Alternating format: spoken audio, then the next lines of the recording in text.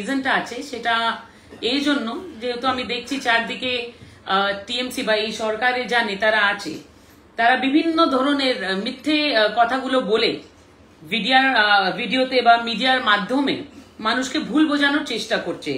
Specially আমি দেখেছি একজন মহিলা হওয়ার পরে উইমেন মিনিস্টার শশী পাঞ্জা তিনি একটা প্রেস কনফারেন্স করেছিলেন। আমি ওনাকে একটু জিজ্ঞেস করতে চাই যে উনি কতটুকু জানেন সন্দেশখালী ব্যাপার নিয়ে। যদি জানতেন তাহলে এই 3 মাসে একবারও কেন ওনাকে সন্দেশখালীতে দেখা যায়নি।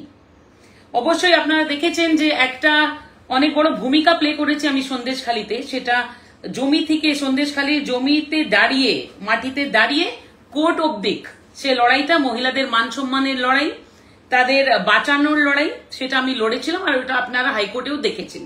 এবারও সমস্ত জিনিসকে কিন্তু শশী পাঞ্জা বা টিএমসি বা এই সরকার তারা বলছে যে সমস্ত সাজানো ছিল, কিচ্ছুই হয়নি। যদি কিছুই হয়নি আমি ডেটের মাধ্যমে আপনাদের কাছে কিছু তথ্য রাখছি। দেখুন 10ই এপ্রিল 10th of এপ্রিল কোর্টে এই সমস্ত সন্দেশখালী হয়ে যাওয়ার পরে মামলাটা যখন কোর্টে আসে আমরা যাই কোর্টকে জানাই যে এটা স্থিতি আছে, এটা পরিস্থিতি আছে। তারপরে কোর্টে একটা অর্ডার হয়েছিল যেখানে কোর্ট সিবিআই ইনভেস্টিগেশন করার জন্য অর্ডার দিয়েছিল। এবার সেই অর্ডারের কপি আমার কাছে আছে। সেই সিবিআই ইনভেস্টিগেশন যখন কোর্ট বলে যে করতে হবে তখন এই টিএমসি সরকারে যিনি অ্যাডভোকেট জেনারেল আছেন তিনি কিছু সাবমিশন করেছিলেন কোর্টের সামনে। তিনি বলেছিলেন কি সেটা আমি অবশ্যই জানাবো, কিন্তু তার আগে আমি আপনাকে এটাও বলবো যে শশী পাঞ্জা বলছেন যে বিজেপি নাকি এখন মহিলাদেরকে বলছে যে তোমরা যদি এফআইআরটা ফেরত নাও, যেটা অ্যাকর্ডিং টু শশী পাঞ্জা ফেক আছে। উনি বলছেন সমস্ত মিথ্যে আছে, ফেক আছে, সেমন কিচ্ছুই হয়নি। যদি কিছুই হয়নি তাহলে এই 10 এপ্রিলে 10th of এপ্রিল টিএমসির অ্যাডভোকেট জেনারেল বা স্টেটের অ্যাডভোকেট জেনারেল কি বলেছিলেন আপনাদের দেখাচ্ছি। দেখুন, এটা আমার না, এটা সরকার কি বলেছিল কোর্টে। সরকার বলেছিল যে আমরা 43 এফআইআর অলরেডি দর্জ করেছি, তার মধ্যে 42 এফআইআর এ অলরেডি চার্জশিট হয়ে গেছে, আর সেটা কোনো কারেন্ট না, 4 বছর আগের কেসেরও এফআইআর সেটাকে ওরা চার্জশিট করেছিল। তো এই কথাগুলো অ্যাডভোকেট জেনারেল বলেছিলেন যে আমরা তো ভালো করে তদন্ত করছি যা ঘটেছে এখানে, তাহলে সিবিআই এর দরকার নেই। এটা ওনার কথা ছিল in front of the court, এটা অর্ডারে রেজিস্টার্ড আছে, আপনি দেখতে পারবেন পেজ নাম্বার 12 এ আছে এই সমস্ত জিনিস, প্যারাগ্রাফ 4 আপনি দেখতে পারবেন। তাহলে আমার প্রশ্ন রইল শশী পাঞ্জার কাছে, হয়তো একটু পড়াশোনা কম করেছেন, নালে পুরো খাতা পাতা যদি দেখতেন তাহলে বুঝতে পারতেন যে কি কথা বলছেন। যদি এখন আপনি বলছেন যে কোনোই ঘটনাটা হয়নি, তাহলে আপনার পুলিশ কোন 42-42 কেসে এফআইআর রেজিস্টার করেছিল সেটা আমাদের জানান। তাহলে আপনার অ্যাডভোকেট জেনারেল কেন বলল যে আমরা ভালোভাবেই তদন্ত চালাচ্ছি, আমরা কিন্তু ভালোভাবেই তদন্ত করব, সিবিআই কে দেওয়ার দরকার নেই, এটা মানুষকে জানান। তাহলে ওই 42 এফআইআর যেটা আপনি রেজিস্টার করেছিলেন এখানে এটাও উল্লেখ আছে, ভালো করে দেখবেন, that various sections of the Indian Penal Code including section 376 কি হয় শশী পাঞ্জাকে জিজ্ঞেস করতে চাই। 376 রেপ, তার মানে সেক্সুয়াল অ্যাসল্ট, রেপের ঘটনা সমস্ত কিছু ওয়েস্ট বেঙ্গল পুলিশ মানে মমতা ব্যানার্জির পুলিশ, যেখানে মমতা ব্যানার্জি নিজে পুলিশ মন্ত্রী আছে, সেটা রেজিস্টার হয়েছিল। তাহলে পুলিশ কেন ফেক কেস রেজিস্টার করেছে এই জবাবটা আগের দিন। Next date 26th of April. 26th April কি হয়েছিল, সিবিআই যে মামলাটা হাতে এসেছে তারপরে তদন্ত আরম্ভ করে। এই তদন্ততে সিবিআই যখন সন্দেশখালীতে যায় সেখানে একটা রেড হয়। সেই রেডে এই শেখ শাহজাহানের যে আত্মীয় ছিল তার বাড়ি থেকে বিভিন্ন ধরনের ওয়েপন্স গুলো পাওয়া যায়, আর্মস, বন্দুক, বোমা, এগুলো উদ্ধার হয়। ডেটটা নোট করবেন 26th এপ্রিল। 26th এপ্রিল যখন এটা হয় তখন এই যে 10 তারিখে মামলার ইনভেস্টিগেশনটা সিবিআই কে দেওয়া হয়েছে, তারপরে টিএমসি এখন শাহজাহানকে বাঁচানোর জন্য যায় সুপ্রিম কোর্ট। সুপ্রিম কোর্টে শুনানি ডেট আছে 29th এপ্রিল। সেখানে কিন্তু টিএমসির আইনজীবী অভিষেক মনু সিংভি তিনি এসে বলেন যে আমাকে কিছু সময় লাগবে, আপনি এই শুনানিটা একটু পিছনে করে দিন। কেন বললেন? কেন 29 তারিখের শুনানি আছে আর 26 তারিখে সিবিআই এই সমস্ত ওয়েপন্স গুলো রেডে বের করেছে, তাহলে আর মুখ থাকলো না, মুখ পুড়িয়ে গেল সরকারের। সেই জন্য মামলার শুনানিটাকে বলেছে পিছনে করে দিন। সিবিআই এই যে ইনভেস্টিগেশন করছে এটাকে চ্যালেঞ্জ করার জন্য এরা গিয়েছিল, সুপ্রিম কোর্টে কিছু বলতে পারেনি।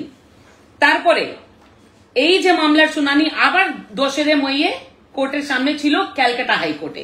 সেই 2 মইয়া 2 মে আমি 2 মে কি বলেছি সেটাও রয়েছে অর্ডারে। এটা আছে অর্ডার অফ 2 মে। এই 2 মে অর্ডার কিন্তু খুব খুব গুরুত্বপূর্ণ।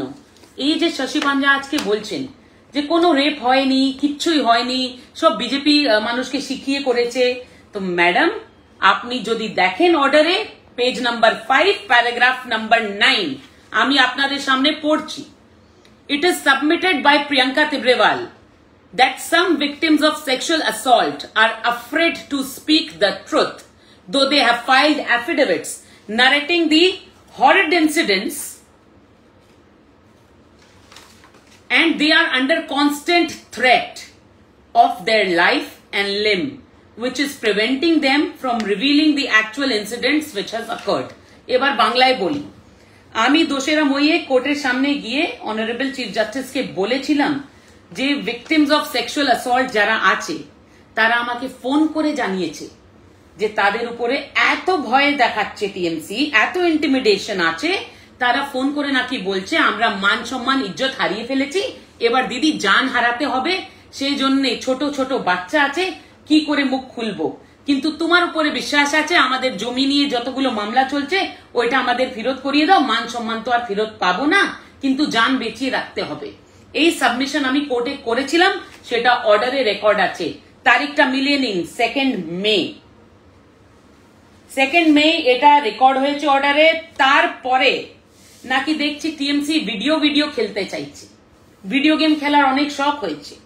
ওই ভিডিও গেম যখন ওই ভিডিওটা প্রডিউস করেছে তার তারিখ দেখুন, 4 মে। মানে আমার এই সাবমিশন নোট ডাউন হয়ে যাওয়ার 2 দিন পরে একটা ভিডিও দেখাচ্ছে মানুষকে বিভ্রান্ত করার জন্য, বলছে দেখুন সমস্ত কিছু সাজানো ছিল, কিছুই হয়নি মহিলাদের সঙ্গে। তো আপনারা বুঝতে পারছেন যে 2 তারিখে আমি যে কথা বলেছি কোর্টে সেটা সত্যি ছিল, যে মহিলাদেরকে এই হিসাবে এরা ভয় দেখিয়েছে, লেয়ার করার চেষ্টা করছে, টাকা পয়সার দিক থেকে বলুন বা জানের হানি দেখিয়ে বলুন, যাই হোক এরা এটা করছিল, আর সেটাই আজকে কিন্তু সত্যি দাঁড়িয়েছে। এবার এই ভিডিওতে কে বলেছে, কি ইনভেস্টিগেশন হবে না হবে, শশী পাঞ্জাকে তো আমি চ্যালেঞ্জ করেছি, আমি এই সরকারকে চ্যালেঞ্জ করেছি, যদি আপনার কাছে সেরকম কোনো তথ্য ছিল আপনি ম্যাটারটা মেনশন করে চিফ জাস্টিসের ঘরে কেন ওটা নিয়ে আসেননি? কেন? এগুলো কিছুই না, এগুলো ইলেকশন বা পলিটিক্স এর স্টান্ট আছে। আবার আমার একটা কথা এখানে আছে যে এত এত মহিলার সম্মান নিয়ে আপনারা এই যে খেলা খেলেছেন পলিটিক্যাল, তখন একটা কথা বলেননি। আজকে যেখানে ওরা একটু সুযোগ পাচ্ছে যে হ্যাঁ কোন ধরনের ওদের সঙ্গে বিচার হবে বা তারা কিছু পাবে, সেখানে আপনি বলতে চাইছেন যে এরা মিথ্যে কথা বলছে। আমি আপনার কথায় যদি বিশ্বাস করি যে একজন আপনার কাছে এসে বলল যে মিথ্যে আছে, 2 জন বলল মিথ্যে আছে, তাহলে এই অ্যাফিডেভিটস এর জবাব দিন। এই 750 অ্যাফিডেভিট কি করে মিথ্যে হলো? একবার তো আমি শুনছি না যে টিএমসি বলছে যে 750 অ্যাফিডেভিট মিথ্যে। ক্ষমতা নেই বলার, চ্যালেঞ্জ করিয়ে দেখান, এক অ্যাফিডেভিটের সত্যতা আছে, সেটা আমি প্রুফ করে দেখাবো। তো এইসব ফেক ভিডিও দেখিয়ে মানুষকে বিভ্রান্ত করার চেষ্টা হচ্ছে, আর কিছুই নেই। এই জোর কারা দেখিয়েছে এই কথাটা আমি আপনাদের সামনে স্পষ্ট করে দিলাম। যেখানে এদের সরকার আছে, এদের গুন্ডা আছে, সেখানে আপনি ভাবতে পারেন যে কোনো অপোজিশন পার্টি কাউকে জোর দেখিয়ে বা ধমকিয়ে চমকিয়ে এই এফআইআরটা করিয়ে দিতে পারে? আবার আমার একই প্রশ্ন রইল, যদি কেউ জোর করিয়ে এটা করিয়েছিল তাহলে পুলিশ কোন 42 খানা মামলায় এফআইআরটা দর্জ করলো সেটার জবাব দিন। কার ইনফ্লুয়েন্সে দর্জ হয়েছিল সেটা জবাব দিন। তার পরিষ্কার জবাব আছে, এরা জানতো যে যদি পুলিশ তদন্ত করে তাহলে আমাদের কিছুই হবে না, কিন্তু খেলাটা সেখানে এদের জন্য খারাপ হয়ে গেল যখন মামলার যাঁচটা সিবিআই এর কাছে চলে গেল। তারপরে যখন এই ধরনের এই যত কি বলে অস্ত্র পেয়েছে, যত হাতিয়ার পেয়েছে, সমস্ত জিনিস সামনে এসেছে, এরা আরো ভয় পেয়ে গেছে যে আরো যেগুলো জিনিস আছে মাটির ভিতরে সমস্ত বেরিয়ে আসবে। সেই জন্য এইসব এখন সাজিয়ে গুজিয়ে মানুষকে বোঝানোর জন্য চেষ্টা হচ্ছে। এবার আপনাদের যদি কিছু জিজ্ঞেস করা আছে আপনারা জিজ্ঞেস করতে পারেন। অভিষেক বন্দ্যোপাধ্যায় আজকেও বলেছেন যে সন্দেশখালীর যে বেলুন, সেই বেলুন ফুটো হয়ে গেছে। সন্দেশখালী নিয়ে বিজেপি যা করেছে সমস্ত নাটক মানুষের কাছে স্পষ্ট। বলবেন? দেখুন, মানসিকতা আপনি বুঝতেই পারছেন। ওনার জন্য সন্দেশখালী একটা বেলুন আছে, ওনার পিসির জন্য সন্দেশখালী একটা সন্দেশ আছে। মহিলাদের মান সম্মান ওদের জন্য কি মাইনে রাখে সেটা আপনারা বুঝতেই পারছেন, ঠিক আছে? আর আমি তো জিজ্ঞেস করছি, এই পিসি ভাইপোর যদি এত দম ছিল তাহলে 3 মাসে একবার সন্দেশখালী যায়নি কেন?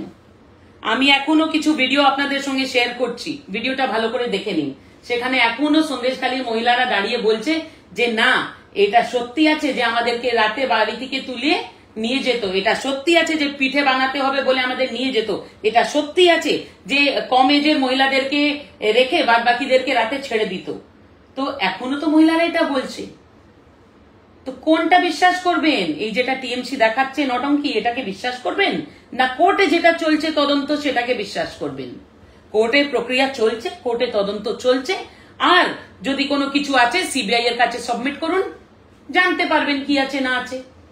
কেন আপনার পুলিশের হাত থেকে মামলাটা নিয়ে নেওয়া হলো, তার আনসারটা কিন্তু এই সমস্ত যে ফেক ভিডিও বা ফেক কালচার টিএমসি চালাচ্ছে তাতেই আছে। এবং এই পরিস্থিতির মধ্যেই দেখা যাচ্ছে যে শেখ শাহজাহান তিনি মুখ খুলছেন, তিনি বলছেন এখন সবে শুরু, ভোটটা হোক, আরো অনেক সত্যি বেরোবে, সব ধরা পড়বে, দেখতে পাবেন। এটা তো বলবেই, এই গুন্ডাদেরকে পোষেছে এই মমতা সরকার, সাহস দিয়েছে অভিষেক ব্যানার্জির মতন লোকজন, যারা 2 দিন আগে বলল যে আরো ভালো করে ওকে সরিয়ে দেওয়ার আগে দেখি নেওয়ার ছিল, মানে আরো একটু চিন্তা ভাবনা করে। আরে কে আছে 1-2 কোটির গুন্ডার জন্য তুমি এত ইয়ে করছো কেন? এই গুন্ডাই এদেরকে বসিয়েছে, রেখেছে, এরাই এদের জন্য ভোট লুট করে, তো সেই জন্য তাদের এত মান সম্মান আছে। কিন্তু একটা মহিলা যে নিজের মান সম্মান হারিয়ে দিয়েছে, যে ইজ্জত হারিয়েছে, কারোর মানে তারা বড় হারিয়েছে, তাদেরও খুন করে দেওয়া হয়েছে, তাদের মান সম্মান কিচ্ছু মাইনে রাখে না। অস্ত্র উদ্ধারের ঘটনাও পূর্ব পরিকল্পিত, অভিষেক বন্দ্যোপাধ্যায় বলছেন, এবং গেরুয়া শিবিরের এটা পরিকল্পনা ছিল। পশ্চিমবঙ্গতে আইবি আছে, মমতা ব্যানার্জির আইবি চারদিকেই ঘুরে। তারপরে পুলিশ আছে, সেটাও মমতা ব্যানার্জির পুলিশ, নিজে পুলিশ মন্ত্রী।